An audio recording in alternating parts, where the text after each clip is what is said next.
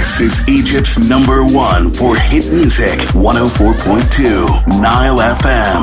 Now, NILE FM's Aware with Adham. Absolutely, it is, of course, NILE FM's Aware. Welcome to yet another episode where we're talking to another initiative or organization trying to give back to the community. Stick around, we'll be right back. Egypt's #1 for hit music, 104.2 NILE FM, Cairo. NILE FM's Aware.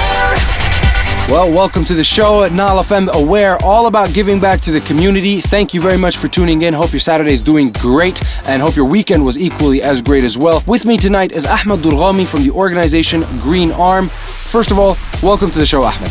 Thank you, Adam. Now, I have to say, man, I'm putting a lot of hopes on you and your organization, because it's my understanding that the Green Arm is practically dedicated to addressing one of the biggest problem that we're facing here in Egypt, which is Cairo traffic. Now, please enlighten us. Why Cairo traffic? Why did you, invest yourself so much to this particular problem? We are a group that cares about the environment, cares about the quality of life in Egypt. And we also care about ourselves. We want to have a happier life. So it's very simple.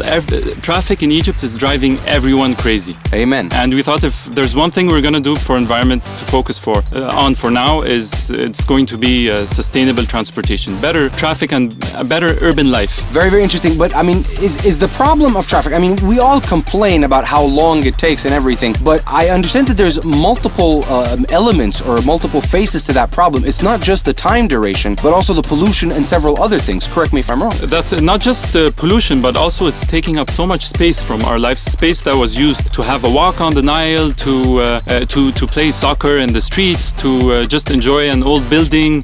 There's so much more to the urban environment than just the vehicles that are passing through it, especially in Cairo. Wow. Actually, you mentioned a very, very valid point. I'd never really thought about it that way. That now, because of this congestion, there were so many things that we used to be able to do on the streets that we just no longer can because there's so many cars. Yeah, my parents used to tell me that they cycled regularly in the street. Even girls used to cycle in the streets. So life was much better. So we're focusing on the quality of life. So the vehicle is not the center of attention here, but the people themselves. Ahmed, what exactly is Green Arm doing to address this issue? Okay, Green Arm, when we started off, we were trying to save the world because we were working on environmental development and there are a million things to do in Egypt. Then we decided to focus on our priority area, and this for Greater Cairo. With our experience, we thought, okay, sustainable transportation, we have to work on this. Amen to that. For sociologists, they look at Egypt and they say, how are people living this way?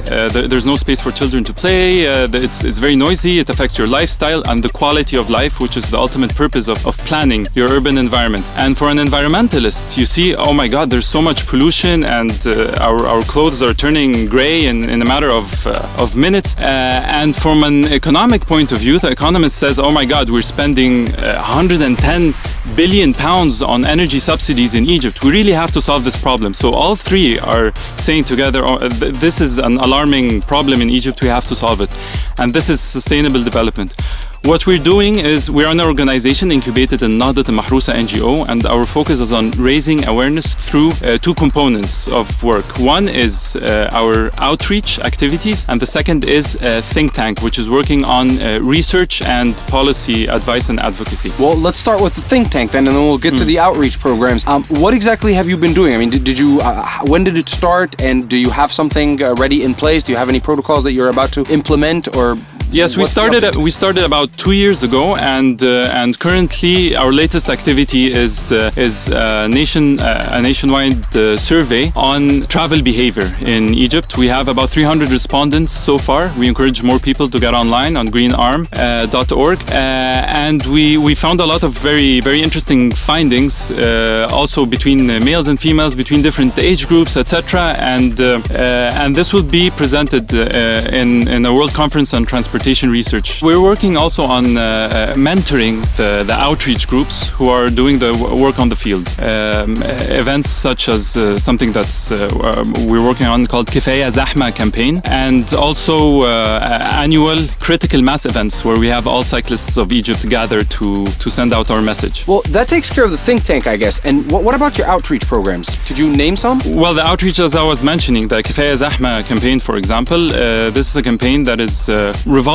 around one message: walk, cycle, ride public transportation.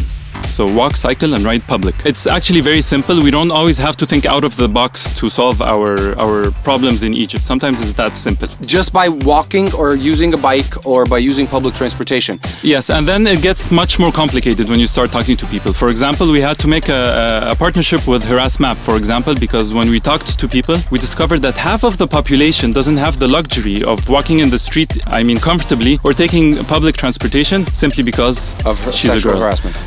That's just one example of how complicated it happens. It gets when you start working on the ground. Well, in regards to cycling, for example, how does that work? I mean, do we have the infrastructure for it? Well, the story of cycling in Egypt is amazing.